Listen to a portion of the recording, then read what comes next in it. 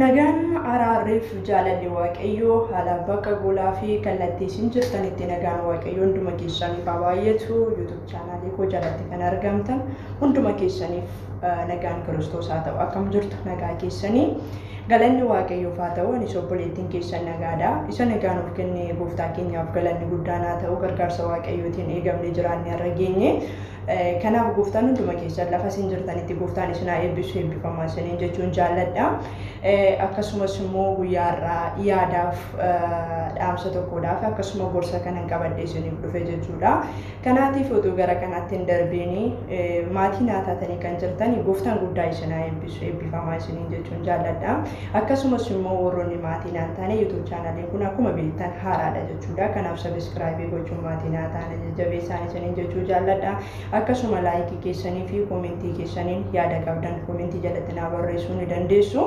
akkasumas immoo laayikiidhaan illee na jajjabeessaan isiniin jechuun jaalladha gooftaan hunduma keessan haa eebbisu eebbifamaadha guyyaa irraa kanan keessa kootiitti dhaga'ame tokko jechuudha obboloota koo amantoonni keessumaa waa'ee waldaa Finfinnee keessatti cuufamee jiru dhageessanii gurraa qabdu jedhee abdii guddaa nan qaba jechuudha waa'ee waldaa kana hunduma keenyatti naga'ama jechuudha inni kunis immoo waan haaraa otoo hin ta'in raajota darbantuu akkasumas immoo paasteroota darbantuu gatii guddaa baasee iddoo kana ga'e jechuudha malee wangeelli tolatti nu argan geenye kanaatiif iyyuu ari'atamamni yoo jiraate iyyuuti kan mo'icha nuuf kennu waaqayyoodha jechuudha lafa kamitti iyyuuti kanaaf dhaamsan amantootaaf dabarsu yoo jiraate lafa jirtanitti waa'ee waldaa kanaaf cal jechuu otoo hin ta'in maanna dhibee maaltu na ga'e otoo hin jedhin lafa jirtanitti waaqayyoon kadhadhaa waaqayyo saba isaatiif mana isaatiif darbee lola darbee dubbata darbee hin falma jechuudha waaqayyo kanaatiif waa'ee waldaa kanaatiif cal hin jedhinaan isiniin jechuu jaalladha inni kun dhaamsa amantootaati jechuudha gooftaan hunduma keessan haa eebbisu eebbifama inni kan biraan akka gorsaatiitti qabadhee isiniif dhufe jechuudha obboloota koo nuti biyya garaagaraa keessa kan nuti jirru akkasumas immoo biyya keessa teessanillee kan nu hordoftanillee yoo jiraattanii asumaan gooftaan isin haa eebbisu jecha warroota biyya alaa keessa jiraniidhaaf kanan gorsa kanaa yookaanis immoo yaada kana qabadhee dhufaa jiru jechuudha innis maaltu natti dhaga'ame dhugaa waa ta'etu natti dhaga'ame ture jechuudha guyyaa kaleessaa FB ilaalan ture FB otoo ilaaluuni imimmaan obboleettii tokko baay'ee keessa koo na tuqe ture jechuudha maa'inni innis obboleettiin keenya kuni Wallaggaa biyyi ishee jechuudha obboleettiin kun Suudi Arabiyaa keessaa kan isheen hojjettu nama biyyatti immoo haadhaaf abbaa kan hin qabne turte jechuudha obboleettiin kuni kana keessatti nama hiyyummaa keessatti guddate nama rakkina keessatti guddate jechuudha egaa obboleettiin kun akkuma nama of hin jijjiira jettee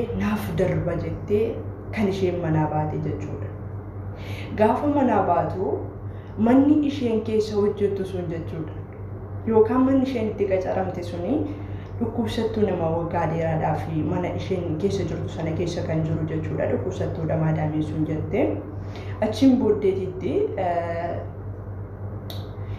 kan ol baasus kan gabbaasus kan shinti beetii geessus kan yeroo hundumaa faana rakkatu ana ture jette yeroo kanatti muddama jabaa keessa galtee rakkina makanaa keessa darbitee kanaa yommuu birrii 700 kanan hojjetu jette dhugaa baay'ee natti dhaga'ame ture jechuudha egaa kana keessatti obboleettiin keenya kun jechuudha obboloota kooyi gadi ba'ee aduun arguun ture jette gadi ba'ees akka namaatiitti guyyaa tokko maskootii akkaataatti banatan darsee hin beeku aduun yoom akka dhiyee fi yoom akka baree illee hin beeku ture jette kana keessatti baay'een keenya haala mijataa keessa jiraachuu dandeenya baay'een keenya immoo haala mijanne keessa jiraachuu dandeenya jechuudha maaliif kana keessatti obboleettiin kun jechuudha kaayyoo fi kan isheen manaa baate kaayyoo fi kan isheen of jijjiiruu fi jechuudha nama aadaa hin qabne nama abbaa hin qabne nama fira hin qabne jechuudha of hin geeddara jetteeti kan isheen manaa baate jechuudha yeroo kanatti birrii 700 hojjechaa turte waggaa lama argifittee booddee mana jijjiirratte jechuudha obboleettiin gaafa mana jijjiirrattuuti mana sanattis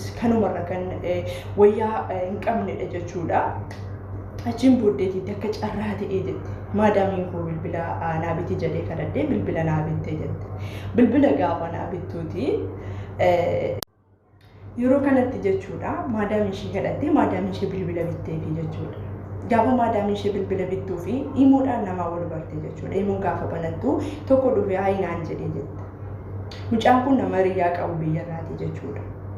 Yeroo kanatti gaafa haay jedhuuni nagaa gaafatti achiin booddatti sin jaalladha naan jedhee jette. Maal akkamitti na jaalladhaanii nama hiriyaa qabudhaan jedheen jette. Yeroo kana booddeetitti ergi akkas jetteeti hiriyaan kee nama akkamiidha jedhee na qorate jette. Namni kun dursa waa'ee ishee qorateera jechuudha. Yookaanis immoo dursee lakkoofsa ishee godhatee duruma lakkoofsa ishee bilbilarraatii qaba jechuudha. Saniin booddeetitti ani hiriyaan qaba gaafa isheen jettu hiriyaan kee nama akkamiidha jedhee gaafa gaafatu hiriyaan kun nama akkasiidha jettee itti himte natti fakkaata. Saniin booddeetitti hiriyaan kee kun ammaa miti ergii fuudhee. Ani hiriyaa kana nan qaba jettee dubbachuu keetti baay'ee sii gadda jedheeni wanti baay'ee nama gaddisiisu jechuudha. Akkas jedheeni saniin booddeetitti mucaan kun gadda guddaa keessa seentee itti dhaga'amurraa kan ka'e kaatee nama kana jaallatte jechuudha. Garuu namni isheen hiriyaa biyyarraa baafattee dhufte suni hin fuune jechuudha. Obboloota koo yoomiyyuu taanaanii obboloota koo gaa'ilaaf of eeggannoo guddaa gochuun nurra jira jechuudha. Keessumaa umurii dargaggummaa keessatti umurii dargaggummaa keessa kan jiru baay'een keenya jechuudha. Umurii dargaggummaa keessatti wanta baay'eedha kan nuti wanta baay'eedha kan nu sussuqu wanta baay'eedha kan nu gowwoomsu jechuudha. Kanaaf ati naan jedhe jettee nama biyya alaa jirudha. Kana keessatti immoo nama fuudhee abdachuun kee kun baay'ee waan na gammachiisaniidhaa fi mina naan jedhe jettee saniin booddeetti isaaf ishii jechuuf murteesse jette. Ishii jedhee fi saniin booddeetitti birrii mana maadaamii sanaa hojjechaa turtes birrii mana lammataa sanas mucaan kun harka keessaa qabdi jechuudha obboloota. Yeroo kana booddeetitti birrii kana hundumaayyuu maal goote harka isheerraa qabdu waan ta'eetiif namni kun maal jedhee an nama waaqayyoodha. Birrii keessa nyaachuun barbaadu. Kanaatiif iyyuu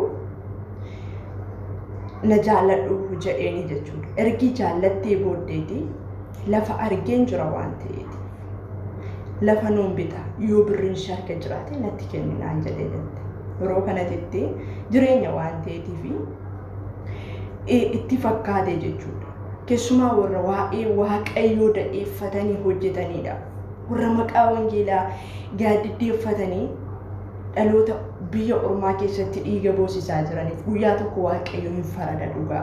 Ani isaan kanaaf wayyoon jedha dhugaa waaqayyo baay'ee kan natti dhaga'amu keessaa tokko da'eeffatanii warra hojjetaniif Kiristoos guyyaa tokko firdeen kenna dhugaa waaqayyo baay'ee natti dhaga'ame jechuudha. Yeroo kanatti mucaan kun jechuudha birrii kana hundumaa irratti gashite yeroo kana booddee lafti kuni mootummaan irraa fudhate jedheen deebisee jechuudha mucaan kun. Mootummaatu lafa kana irraa fudhate. Yeroo kana booddee xiqqoo ture moo maal jedheeni mootummaan lafa kana nuuf deebisee jira. Kanaatiif iyyuu dallaa shiboodhaan ani ijaara birrii erge jedhan jechuudha lammaffaa. Yeroo kana booddeetti dhuguma jireenya kooseetii ammas lammaffaa birrii irratti ergiti jechuudha. Ergii kana ta'ee booddee gaafa isheen birrii irratti ergitee booddee gaafa lammaffaa bilookii godhe jechuudha. Kana jireenyi nama dadhabee nama dheebotee nama beela'ee gola namaa keessa hojjete nama aduu utuu hin argiin aduu hawwuu nama biiftuu dhiyoo bareesaa utuu addan baafatee waggaa lama quutuu gola namaa keessatti duddaa citaa hojjeteerraa birrii waggaa lama kanarra kan darbees immoo ergi isheen mana jijjiirrattis kanarratti dabalataa nyaatu jechuudha. Kanaayyuu maqaa waaqayyoo da'eeffata. Maqaa waaqayyoodha. Maqaa waaqayyoo an dhugaa baay'ee tokko natti dhaga'ama jechuudha. Obboleettiin kun sababii kanarraa kan ka'e dhukkubsadhee of wallaalee jette. Of wallaalee ji'a 3 guutuu guyyaa dhaqee qoricha fudhachaa deebi'ee hojii hojjechaa sammuun koo hanga na jijjiiramu dirasiitti tana deeme jette. Hanga fayyaa koo dhabu dirasiitti. Ilaalaa obboloota kun hojii keenya. Kun wanta ofii keenyaa xiinxallee wanta tokko bira ga'uu dandeenyu hanga kan hundumaa irratti miidhamna jechuudha. Tokkoffaa maayini obboloota koo baay'ee ulfaataadha. Dhugaa akkam godhanii akka dubbatan baay'ee isaa namaan galu jechuudha wanti bara keenya keessa jiru kuni. Maaliif wanti hundumtuu dhugaa namatti fakkaata. Wanti yoo waaqayyo nama gargaaree fi sammuun keenya sammuu adda baafatu waaqayyo yoo nuuf kennirraa kan hafe baay'ee ulfaata jechuudha. Keessumaa shamarran biyya Arabaa keessa jiru bakka wanta akkasii irratti xiyyeeffannoo guddaadhaan hojjechuu qabna jechuudha. Maaliif akka namni adeemu addaan baafachuu qabna jechuudha obboloota koo. Kanaaf obboloota koo jireenya dhaabbachuu waan jirudha. Gaa'ila dhaabbachuu waan jirudha. Gaa'illi keenya kun gaa'ila akkamiiti jennee dursinee waaqayyoon barbaaduutu irratti nurra jira jechuudha. Keessumaa baay'inaan kan shawwadamaa jiru maqaa tajaajiltootaa maqaa dhahatanii kan baay'ee isaanii shawwadamaa jiru hunu amantootaa fi warra maqaa waaqayyoo da'eeffatee nutti dhiufu yookaan immoo nutti dhiyaatudha jechuudha. Isaan kanarraa baay'inaan of eeggachuun dirqama nurra jirudha jechuudha obboloota.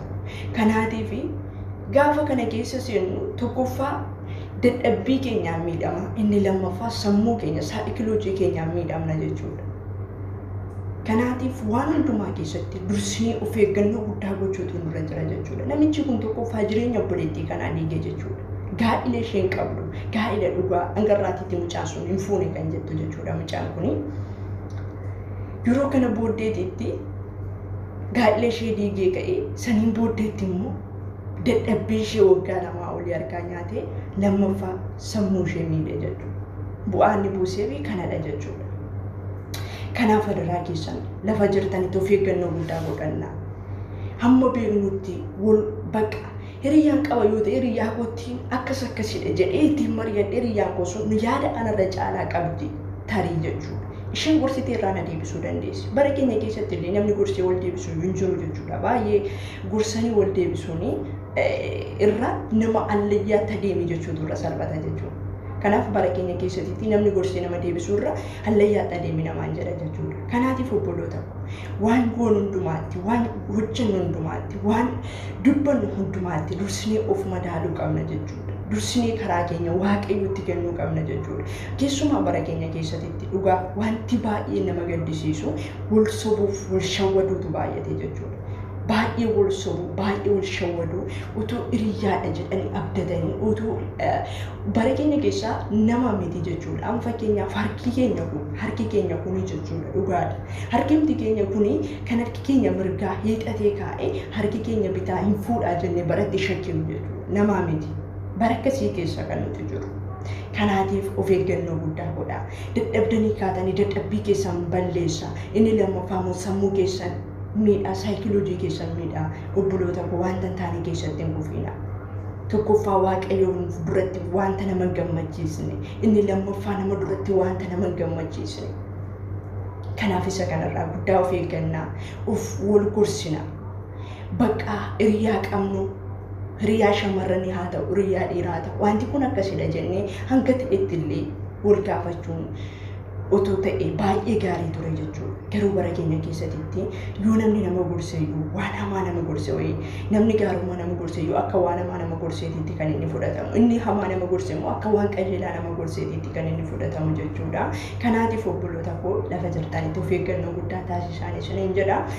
Kanaaf lafa jirtanitti immoo jajjabaadhaa. Wanta baay'eedha wanti mana waaqayyoo keessaas futee iddoo malleetti nama hambisu. Wanta baay'eedha wanti nama liqimsu jechuudha. Kanaaf lafa jirtanitti wal jajjabeessaa isiniin jedha. Gooftaan isinaa eebbisuu baay'een isin jaalladha. YouTube chaanalii kana immoo sabiskiraayibii gochuun maatiin haa ta'u hin dagatinaan isiniin jedha. Baay'een isin jaalladha. Gooftaan isinaa eebbisuu eebbifamaa shaaloo.